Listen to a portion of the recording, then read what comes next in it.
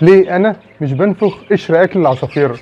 موضوع مهم جدا، ولقيت هواة كتير بتتكلم معايا بعد ما شرحت في فيديو ان انا ما بنفخش اكل العصافير نهائي. وده لاسباب كتير، منها اسباب هتعود بالنفع على الهاوي، ومنها اسباب هتعود بالنفع على الطير. وكمان هقدر ان انا اوفر في كمية خلطة الحبوب اللي انا بقدمها للطيور كتير جدا. اول شيء لازم نعرف ان نفخ قشر اكل العصافير دوت ممكن يسبب حساسية او يضر الهاوي نفسه اللي بينفخ قشر اكل العصافير. اما بالنسبة للعصافير فممكن لو الهاوي عنده اي امراض تتنقل عن طريق النفس او عن طريق الهواء للعصافير، وتبدأ ان العصافير تتعب. حتى لو دور برد ممكن يكون مناعة الهاوي كويسة فمش باين عليه ان هو تعبان، ولكن العصافير تتأثر بالبكتيريا او الفيروسات اللي اتنقلت عن طريق النفس وهو بينفخ قشر اكل العصافير، وبيحط بقية الاكل اللي اتبقى اللي هو وصله الهواء او اتنفخ، فبالتالي بيبدأ ان هو يعدي العصافير. فانا مش بنفخ قشر اكل العصافير نهائي، بقالي سنين الحمد لله مش محتاج ان انا انفخ قشر اكل العصافير. طب ازاي قدرت اعمل كده؟ اول حاجة، انا لما بقدم الاكل للعصافير بقدم الاكل في ميعاد ثابت يوميا. يبقى اول شيء لازم نقدم الاكل في ميعاد ثابت. تاني حاجة، لازم نقدم الاكل بكمية ثابتة او كمية مناسبة للزوج اللي هي الوجبة المشبعة، الوجبة اللي هتشبع الزوج. ما نحطش اكتر منها ولا نحط اقل منها. وكل هاوي فينا عارف العصافير بتاعته بتاكل قد ايه، فاحنا مش محتاجين ان احنا نملى الاكالة. انا بشتغل بمكيالات زي دي، مكيالات بتاعة الفيتامين او اللي بتبقى جاية على الادوية. المكيالات دي انا بشتغل بيها للبادجي، بحط مكيالين لكل زوج من الخلطة الصيفية، حوالي 20 جرام لكل زوج. المكيالين دول في الشتاء بيبقوا حوالي 25 جرام، لان طبعا خلطة الحبوب في الشتاء بتبقى فيها نسبة البلكم اكتر، فبتبقى الخلطة نفسها اتقل، بيبقى المكيال وزنه اتقل، بيبقى حوالي 25 جرام. يعني نفهم من كده ان البادجي بياكل يوميا من 20 جرام ل 25 جرام. ده متوسط الوجبة المشبعة لزوج البادجي يوميا. الكوكتيل مثلا هنقول ضعف الكمية، الكوكتيل هنقول ضعف الكمية. الروز او الفشر ضعف مرة ونص، يعني الروز والفشر مرة ونص قد البادجي. طيب كده احنا عرفنا ايه الكمية اللي هنقدمها لكل نوع من العصافير، وكل واحد او كل هاوي عنده عصافير عارف هي بتاكل قد ايه في الشهر، وعارف هو بيشتري اكل قد ايه. بس محدش فينا فكر يحسب العصافير بتاكل قد ايه يوميا. طب ليه احنا نحسب العصافير بتاكل قد ايه يوميا؟ انا لما هحط المكيالين دول في الاكالة، اول شيء العصافير عمرها ما هتهدر الاكل، لان انت بتحط الاكل في ميعاد ثابت يوميا، فالعصافير اصلا مستنيه الوجبه بتاعتها، لان هي الوجبه ديت يا دوب هتشبعها. فانا بحط كده الاكل في ميعاد ثابت، العصافير مستنياني، والكميه اللي انا هحطها العصافير هتاكلها كلها.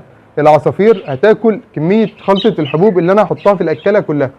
فبالتالي انا حاطط بقى نسبه دنيبه كبيره، نسبه فلارس كبيره، على حسب الخلطه اللي انا عاملها واللي انا شغال بيها، على حسب الوقت اللي انا شغال فيه، سواء خلطه صيفيه او خلطه موسم الانتاج. فالعصافير هتاكل كل انواع الحبوب، مش هيبقى قدامها فرصه ان هي تنقي نوع حبوب معين، لان هي لازم تاكل الوجبه كلها عشان تشبع.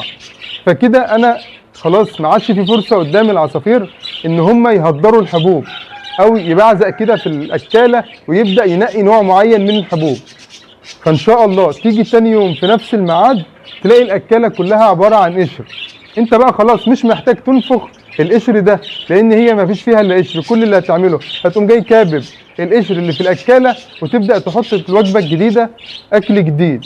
يبقى انت كده اولا ما فيش اكل هيتبقى من يوم ليوم تاني. يبقى انت الاكل اللي هتقدمه للعصافير هيتقدم يوميا، هي الكميه ديت. تاني يوم هتبقى قشر هتفضيها بقى بالطين اللي فيها بالحصى اللي فيها، وتحط وجبه جديده عباره عن حبوب جديده ما فيش عليها حبوب قديمه. يبقى انا كده خلاص وفرت في كميه اكل العصافير اللي انا هقدمها، وساعدت ان العصافير ما تهدرش الحبوب، وقدرت ان انا ااكل العصافير الوجبه كامله وياكلوا من كل انواع الحبوب اللي انا بقدمها وما ينقوش نوع معين. كمان ده هيساعدك في ايه؟ ان انت لو عايز تقدم وجبات طريه او تقدم اي وجبه تانيه، مجرد ما انت هتيجي في ميعاد الوجبه دي اللي هي وجبه الحبوب وتحط الوجبه الطري، العصافير مش هيبقى قدامها فرصه غير انها تاكل الوجبه اللي انت مقدمها. الناس اللي بتقول عصافيرها ما بتاكلش طري او عصافيرها ما بتاكلش المستنبت او ما بتاكلش البيض او ما بتاكلش الخضروات، بيجي لي رسائل كتير ان العصافير عندهم ما بتاكلش غير الحبوب، لان حضرتك سايب الحبوب قدامها بكميه كبيره، فهي بالتالي مش هتروح على وجبه الطري او وجبه المستنبت اللي انت مقدمها، لان هي قدامها حبوب. طب هي لو ما فيش قدامها حبوب وانت جيت في ميعاد الوجبه قدمت لها وجبه الطري او قدمت لها وجبه الخضروات، بالتالي العصافير هتبقى مجبره ان هي تاكل الوجبه دي. مره في مره هيبداوا يتعودوا على كل الوجبات اللي احنا هنقدمها لهم، وبالتالي هتقدر توفر لهم تنوع في التغذيه.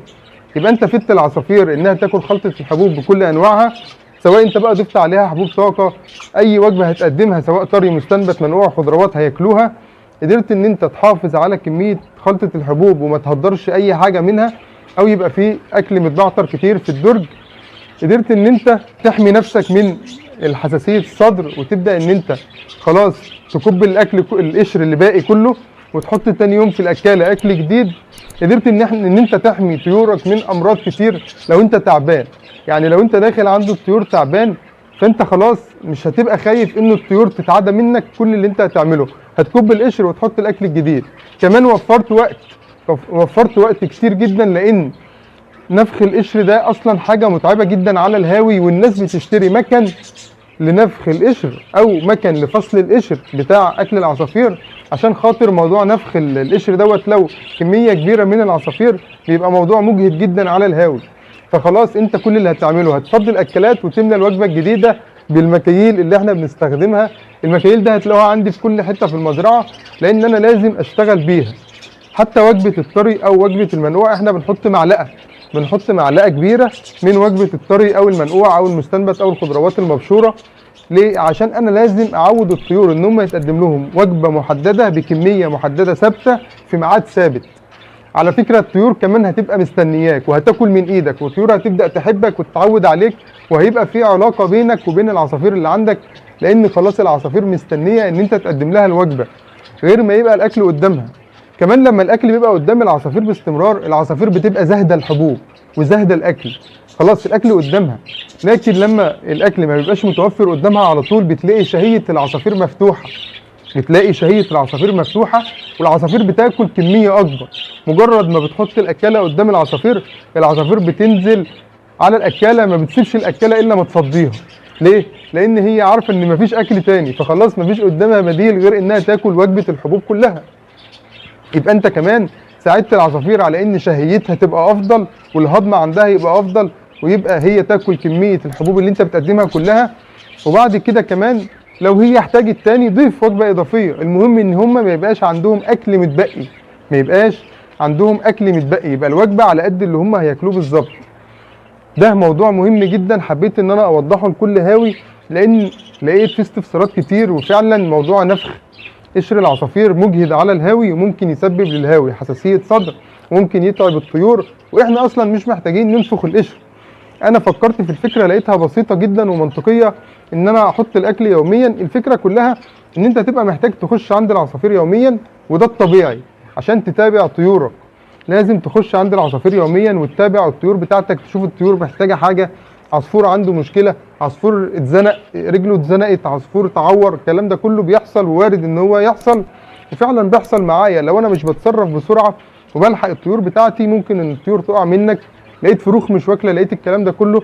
طبعا لو لقيت الزوج معاه فروخ، بتبدا ان انت تحط برضه مكيال لكل زوج فروخ، يعني زوج الفروخ قد عصفور كبير، مكيال لكل زوج من الفروخ. فاحنا لما بنيجي نقدم وجبه الحبوب بنحسب احنا عندنا فروخ قد ايه مع الزوج دوت، ونبدا ان احنا نحط وجبه الزوج الكبير ووجبه كمان على قد الفروخ، عشان نبقى عارفين برضو ان الاهالي هتاكل الوجبه كلها وتاكل الفروخ بتاعتها. العصافير لما بتبقى مقبله جدا على الحبوب بالطريقه ديت وتخش على الاكاله تاكلها كلها، الحويصله بتاعت العصافير بتكبر وبتاخد كميه اكل اكبر. فانت لما تعود العصافير من صغرها ان هي تاكل الوجبه كلها وتجري على الحبوب، والعصافير تاكل لحد ما تشبع وتلاقي حصالتها كده ما شاء الله مليانه اكل، دوت هيخلي الحصاله بتاعه العصافير تتمدد وتكبر وهيخلي العصافير دي بعد كده لما يبقى معاها فروخ تقدر تاكل كميه فروخ اكبر، لان هي الحويصله بتاعتها اكبر ومتعوده ان هي تاكل كميه كبيره وتقشر بسرعه. والعصافير هتلاقي العصافير عندك نشيطه وفايقه، العصافير هتبقى نشيطه وفايقه باستمرار، ودايما هتلاقيها بتتحرك على الاكاله وبتجري على الاكل، غير ما يبقى العصفور واقف خملان والاكل قدامه وهو اصلا مش عنده شهيه ان هو ياكل. فيا رب اكون كده قدرت اجمع لكم كل النقط وليه انا ما بنفخش قشر اكل العصافير. وضحنا ان هو مهم للهاوي ومهم للعصافير قد ايه، وازاي ان انت ما تنفخش اكل العصافير، وايه الكميه اللي احنا نقدمها لكل نوع عصافير، وايه الكميه اللي نقدمها للفروخ. لو في اي استفسار ابعتوا لي حالا في التعليقات. شكرا ليكم، يا رب اكون قدرت افيدكم، والسلام عليكم ورحمه الله وبركاته.